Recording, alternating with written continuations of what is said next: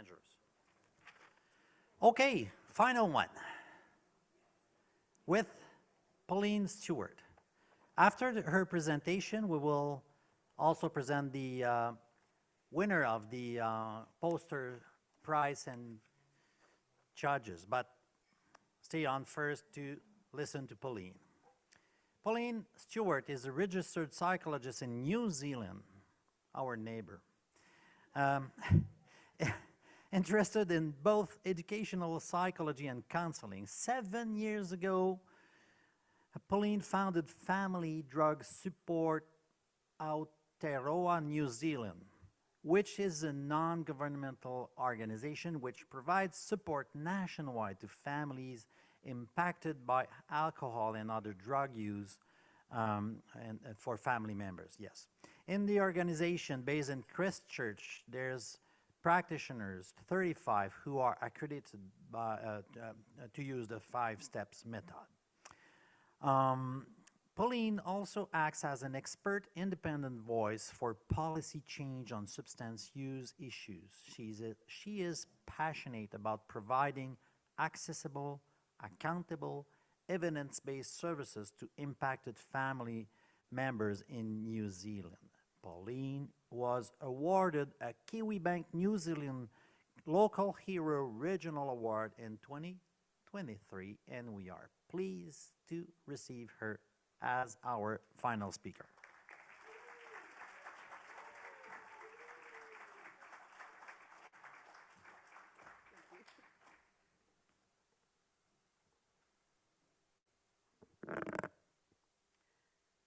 So it gives me pleasure to share learnings from a decade-long journey supporting impacted family members who are impacted by the alcohol or other drug use of relatives or close friends. There is a well-known saying originating from the indigenous Maori population in New Zealand, he tangata, he tangata, he tangata, which translates as, it's the people, it's the people, it's the people. And indeed, this saying is very true. It is the people, be they impacted family members, people who are experiencing problematic substance use, our staff and volunteers of family drug support. New Zealand people with lived experience, peer support workers, people in governance, people doing research, and scores of other people who are at the centre of what I have learnt over the past decade. And I would like to share a 2.5-minute video with you about geese.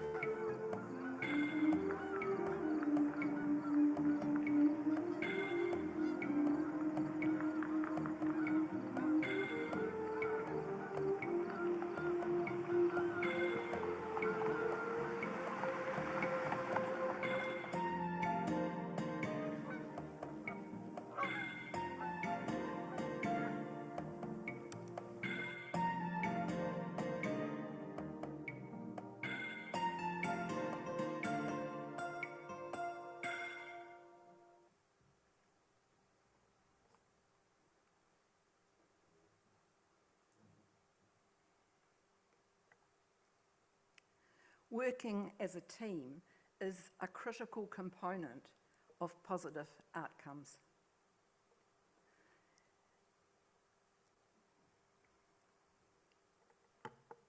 Initially, my foray into the alcohol and other drug field was via work as an educational and counselling psychologist in government and private work.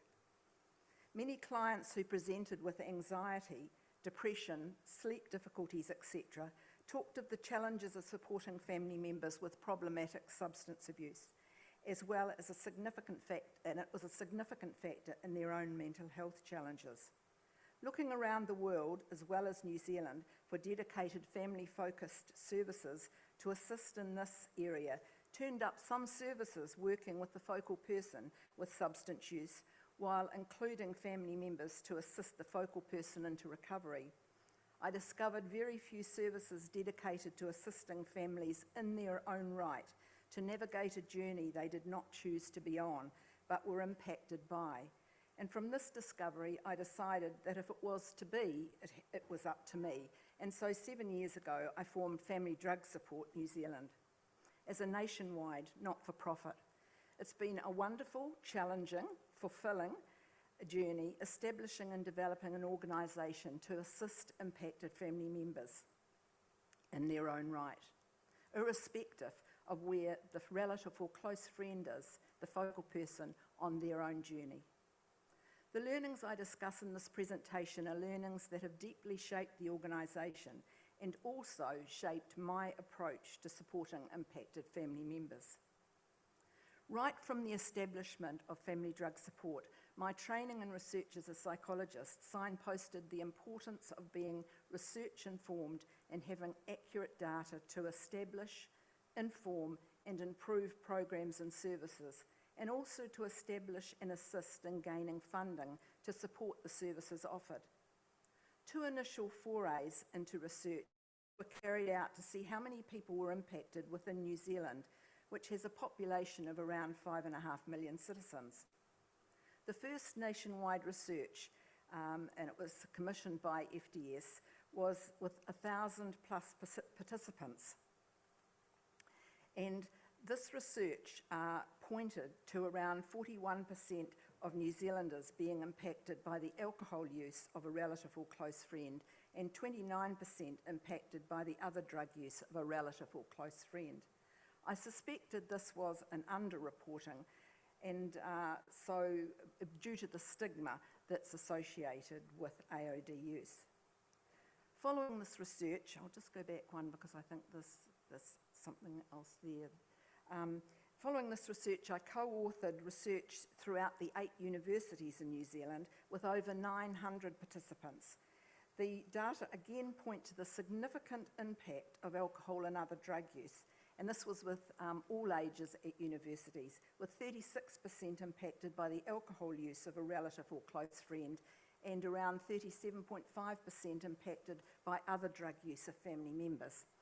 Clearly, there was a need for a service to impacted family members in their own right, irrespective of where the focal person with substance use was on their journey. These figures are in line with worldwide figures, which are sometimes quoted as 8 to 10, or we actually believe from the research we've done 10 to 12 people impacted by any one person's substance use disorder. These findings are also substantiated by they were at that time by over 1,000 peer-reviewed articles available via internet by AFINet, but now, of course, over 1,500 articles, which is amazing. And then there was evidence to gather on the alcohol and other drug use harms to self and others.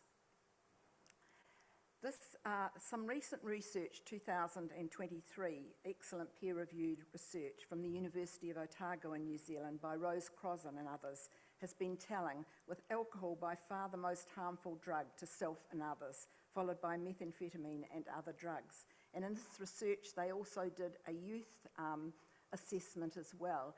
These are available, and I've got pages with the resources from what I'm going to discuss today. Developing an evidence-based service takes considerable vision, organisation and collaboration, A search was conducted of possible programs available throughout the world which would meet the needs of impacted family members residing in any location in New Zealand. The program was had lots of requirements when I was looking for a program. It absolutely had to be culturally acceptable to our diverse population. It had to be available and able to be delivered via telehealth. It had to have a workforce that could be trained in-house by accredited trainers and assessors. It had to be able to be delivered on a one-to-one couples or 2 or 3 siblings basis. It had to be designed to enable qualitative and quantitative data to be collected, and it had to have research available on its effectiveness and could be undertaken by impacted family members in their own right, to try and build their coping and resilience. The 5-step psychoeducational counselling program met all our requirements, and so 4 years ago it was adopted as our flagship offering. In selecting the 5-step method, I particularly valued the quality indicators in the outcome data of this program, available, for example, through the family member questionnaire, which is administered in the first session of the counselling and in the 5th session of the counselling. In total, at Family Drug Support, we have 4 data points where we collect information: the family member questionnaire in session 1 and 5, a post-program evaluation which is sent out to family members when they complete the 5-step program, and at 3 months we do another evaluation which is sent out and which is answered by 72% of the people who have completed the 5-step program. I've learned that government funding commissioners, other funding agencies and those giving donations strongly desire evidence that services provided are making a significant difference. Outcome data on how we're making a difference, both qualitatively and quantitatively, are now expected from our funded services. Government policy is focused on the difference we can make when they provide funding. This means our wonderful accredited practitioners, over 90% of whom are volunteers, understand that from their initial training, the accreditation process and all the work that they do, that pre and post family member questionnaires are submitted for every impacted family member who seeks support. Demographic data is also collected, and so in our flagship 5-step program, there are from over 1,750 sessions over the past 4 years, we are able to provide evidence. And the evidence that we can provide is that 92% of impacted family members starting the 5-step counselling program complete the full 5 sessions of the program. 90% report a reduction in the total family burden, and the total family burden is reduced by nearly 50%. Interestingly, over 30% of those applying to undertake the 5-step program are couples or siblings, where 2 people are doing the 5-step program together. And separate FMQs, family member questionnaires, are always done with couples, siblings. When there's 1 or 2 or 3 people doing the sessions, we always do separate family member questionnaires, because every single impacted family member's experience is different. And we found giving a voice to those differences is very important in building coping and resilience. And after 3 months, we can provide evidence from our 3-month online survey that 90% of those who have done the 5-step program report that they're more able or much more able to cope with their situation, irrespective of where the focal person is on their journey. 78% report that their overall well-being is much better or much better than before they started the 5-step program. And an interesting question we ask, which is not directly related to the 5-step program, but which we are very interested in finding out about, is what is happening to the focal person while the impacted family member is doing the 5-step program. So we ask, how would you rate your relative or loved one's problem behaviours since you completed the 5-step program 3 months previously? On average, 51% of people report that the focal person's behaviour is better or much better since they themselves have completed the 5-step program. which leads me to lend my support to the extensive research, especially by the wonderful Professor David Best from the UK, that says recovery is a social process. And connection, irrespective of where the focal person is on their journey, is absolutely critical. Demographic data is also important in planning and improving the services we offer. We know from our data collection that 65% of impacted family members are parents and 19% are partners. We know that 75% are New Zealand European and 25% are Maori or Asian. We know that with regards to impacted family members, 79% are female and 21% are male, with the average age being 52 years. It is generally 10 years before impacted family members reach out for support. And with regards to the focal person with alcohol or other drug use, we know that 79% are male and 21% are female. Their average age is 32 years. Indeed, I've learnt that quality data is absolutely essential to develop and especially to fund services. A significant learning from over the years is that just as it takes a village to raise a child, it takes a very talented team to meet the needs of impacted family members. Within our service, our small team of 5 part-time staff and 35 volunteers, including accredited practitioners and governance board, national and international colleagues, and I'd like to acknowledge here Richard and Jill from the UK, Fanula O'Brien from Ireland, Cassandra from Brazil in particular, along with many other people who've supported myself and Family Drug Support New Zealand in ways large and small. International collaboration is vitally important, as this AFINet conference attests.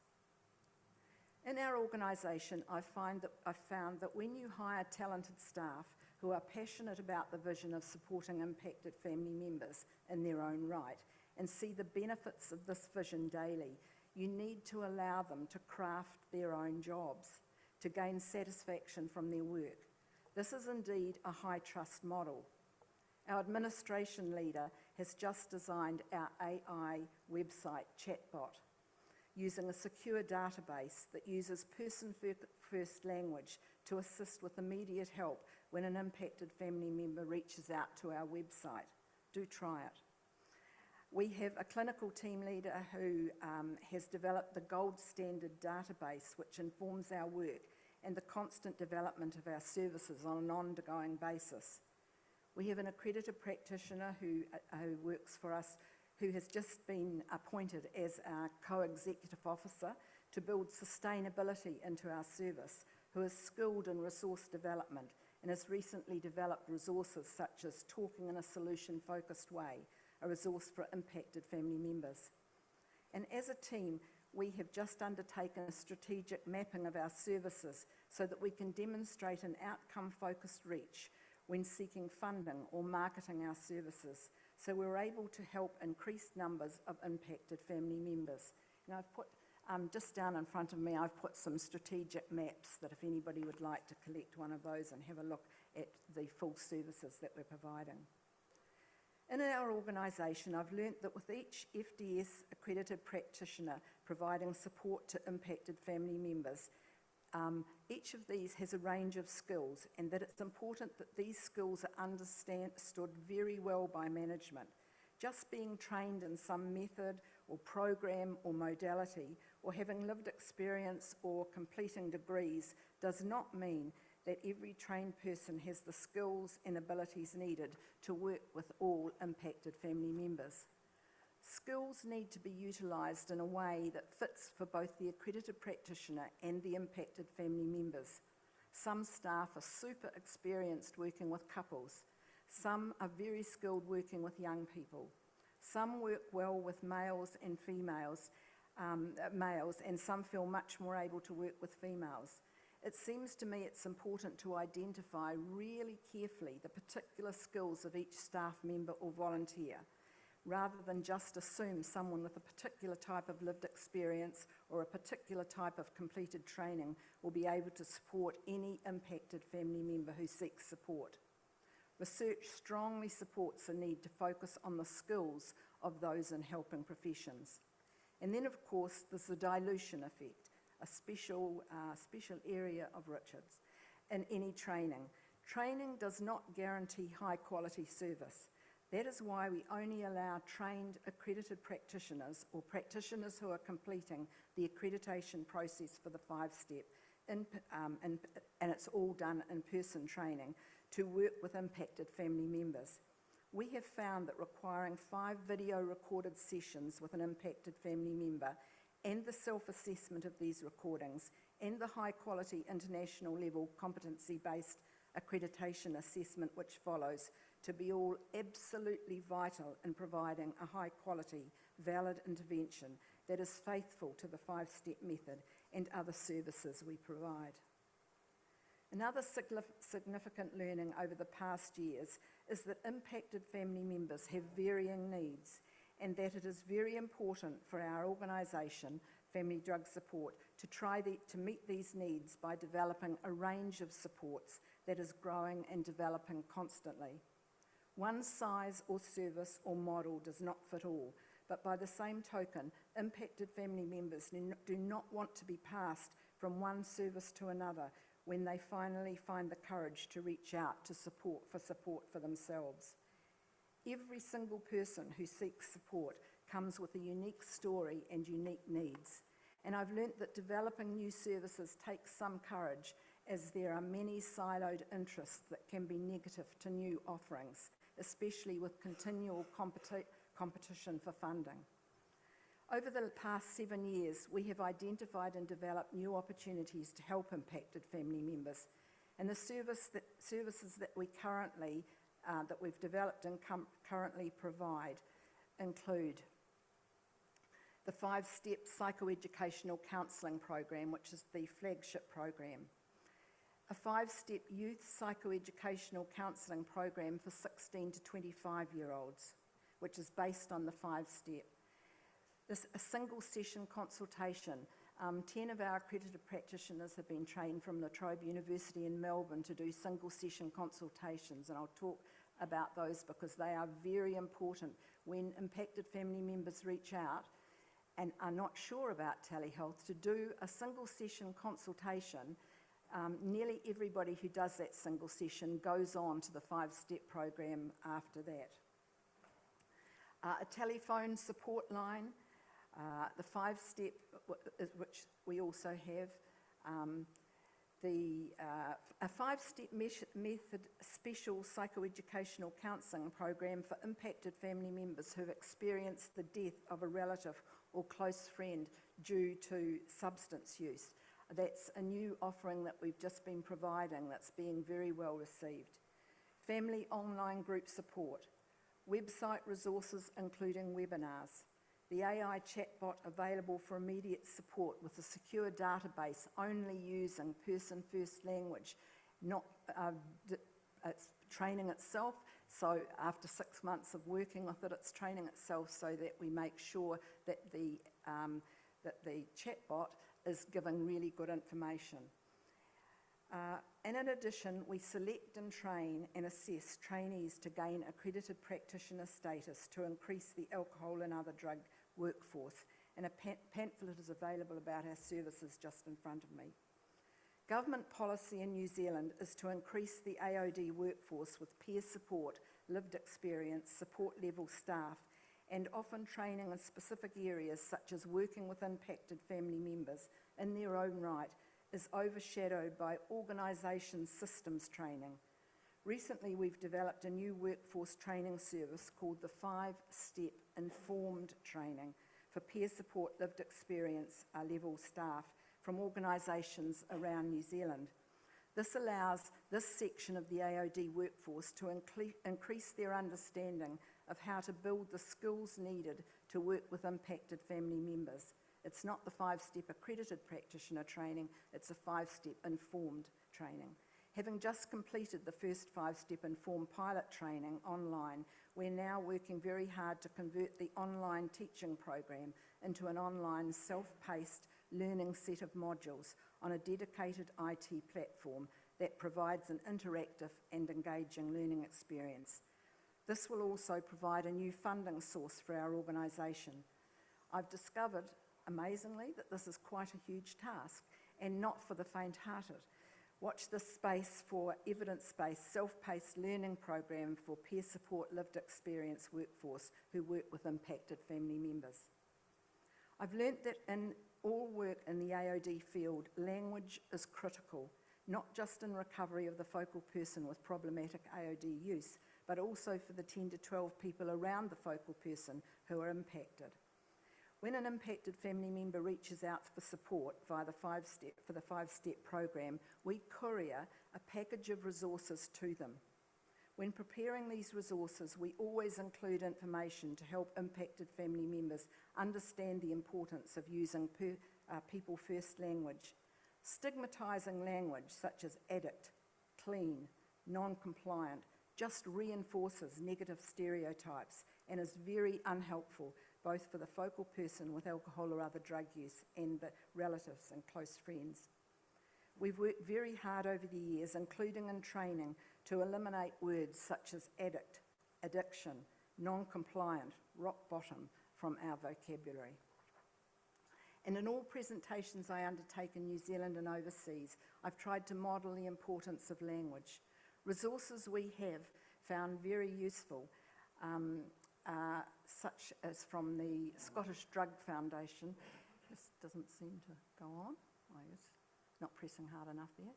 From the Scottish Drugs Forum publication on a glossary of contested terms and substance use, available freely online to anybody, and other simplified documents on terms of use. We attach considerable importance to working in a solution-focused, strengths-based manner with all impacted family members, rather than in a problem-saturated manner. We found that focusing on strengths builds more strengths, coping and resilience, even when only the smallest gains seem to see the light of day initially. Talking in a solution-focused way is one of the resources we provide for impacted family members. The solution-focused language is a strong basis of the five-step method as well. I've learnt that talking in a solution-focused way, focusing on small gains, builds confidence in what can be a time of chaos for many families. In New Zealand, cultural considerations are absolutely critical to the delivery of any service. It's absolutely essential for any organisation, government or non-government, to have policies and procedures that address the needs of Māori and other races. A disparity in health outcomes, including mental health and AOD use, means careful consideration is needed in services so that efforts are made to include and demonstrate positive outcomes for all ethnicities. The cultural model we have adopted that underpins our service is called Te Whare Tapa Whā, and we have adapted this and used it to underpin the five-step method. This is a model that looks holistically at each person and aligns very well with the holistic model of the five-step method. It also aligns with Professor David Best's work on recovery capital, with its focus on human, cultural, physical and social capital. The discussion of many aspects of recovery is often valued by impacted family members, most of whom come to family drug support wanting to know how to stop the focal person using whatever substance they are using. But as they go through the five-step, what they realise is that this program is about building their coping and resilience for whatever happens in the future. As an example of the integration of cultural aspects of the Treaty of Waitangi, our founding document in New Zealand, we adopt a broad definition of family. This definition allows us to really include the word whānau up there, meaning family in Māori. And it's really important for us to integrate this into our program. So for whānau, there we see whānau in 4 different ways. Whakapapa whānau, those who are linked by bloodline. Whakapapa whānau are for life. Then there's kaupapa whānau, those with whom we share a common purpose and values, such as sports clubs, interest groups, churches, which for some people are the most important thing. A tai hokokoko whānau, those who might provide temporary support in residences, hospitals, boarding schools, and hapura whānau are communities and neighbourhoods. For some people, these are the family that they have. Understanding culture, be it Māori, 18% of our population, Asian, 17%, Pacifica peoples, 9%, or European, including all born in New Zealand and called Pākehā, who make up 68% of the population, means working very hard to tailor our training, our programs and our counselling to address cultural needs of impacted family members who absolutely expect delivery of services to address their specific needs. Our experience from clinical practice combined with research from around the world has led me to understand that ongoing training, professional development, mentoring and quality supervision are absolutely critical to any high quality service. A well-documented finding over 7 decades of research highlights that therapists, support workers, family workers, counsellors, psychologists, anyone who generally works on a one-to-one basis with clients, unlike surgeons who practice with others around them, typically do not, the people I've just described, typically do not improve with practice alone. The good news is that there is much that those in helping services can do to counteract this trend and enhance their skills. And I've found that to effectively support impacted family members, there are 5 key skill areas we need to focus on in our training and in accreditation and in our ongoing supervision. Extensive research supports these skills, and they also align with the 5-step method competencies required from all accredited practitioners. And I won't have time to go into these, but the skills that we absolutely stress are accurate empathy, that is internal empathy as well as external empathy, acceptance, positive regard, genuineness, hope, and focus. And each of those I could go into in a lot of detail, but if you want to read something that is probably the best book I've read in 30 years, this book here by William Miller and Teresa Moyers is Clinical Skills That Improve Client Outcomes. I think anybody who's working with impacted family members should be reading that book. It's an excellent book. Another thing that we talk to our accredited practitioners about is never assume. Don't assume anything, and this is a really important starting point when we are going through the 5-step program. I've learnt over the past decade that the way services are delivered matters a lot. Just prior to the COVID pandemic, I decided to provide our services via telehealth, the Zoom platform in our case. New Zealand consists of 3 islands measuring about 3,000 kilometres from north to south, and providing services for impacted family members dispersed through town, city, rural locations requires an accessible service. I'm just going to go through, yes, I'll go back there. The telehealth is really, really important to us. All our services basically are delivered via telehealth into a person's own home. So the support can be provided to impacted family members outside office hours, so those in work in rural areas and the like do not have to take time to travel to get support.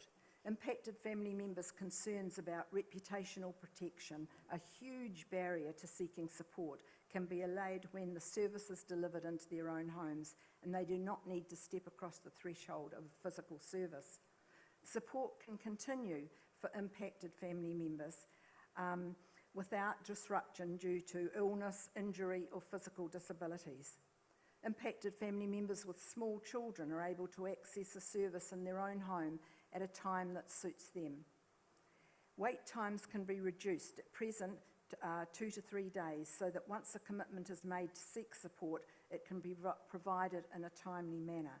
And our AOD workforce can be increased as many of our AOD practitioners work from home or involved with childcare. I've also learnt over the time that the model of us understanding that people have is really important to the service that's delivered, be it a disease model, a personality disorder model, a spiritual model, a social environmental model, or a behaviour or habit model, which is the evidence model that underpins all the work we do at Family Drug Support. The model a service subscribes to is absolutely critical to the model to the service that's delivered. We've found over 7 years that impacted family members who believe their relative has a disease that will never go away generally have far less hope in the possibility of recovery compared to those who come to understand that all AOD use is a behaviour or habit, and with self-trust and other recovery capital, people can recover. Given research tells us that 57% of people with problematic substance use stop the habit of alcohol or other drug use without treatment, allows impacted family members to understand that recovery can indeed happen.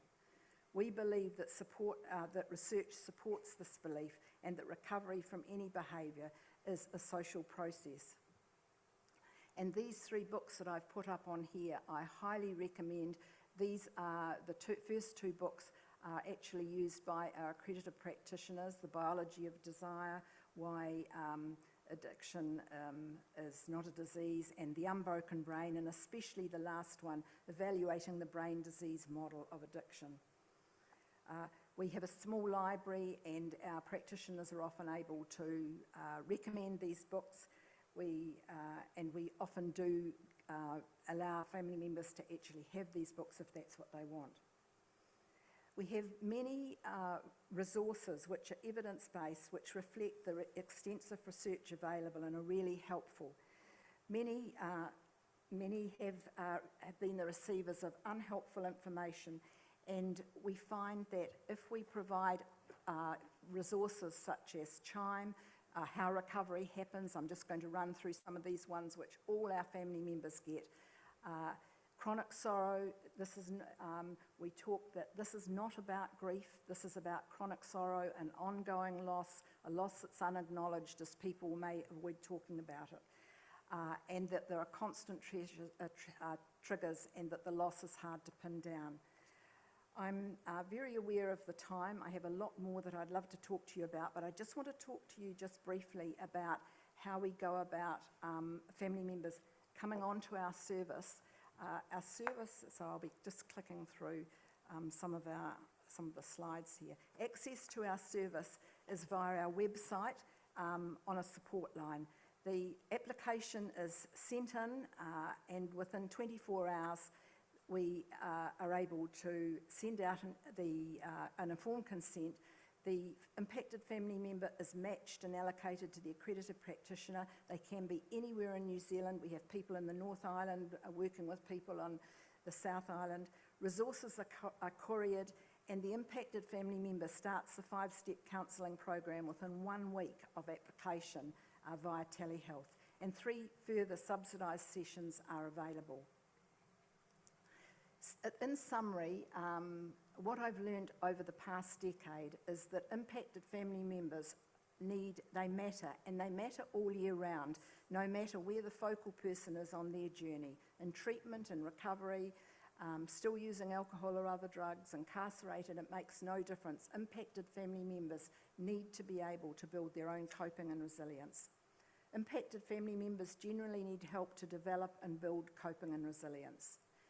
They benefit from having people who can provide non-judgmental, evidence-based support. They need accurate information. They need to be able to access information and support no matter where they live. Rural, town, country and city, they need that support. And telehealth has proved to be very successful, a very successful way to deliver a high-quality service. And recovery is a social process, and impacted family members or significant others can be part of that recovery process if they can build coping and resilience for their own journey and much more. Thank you.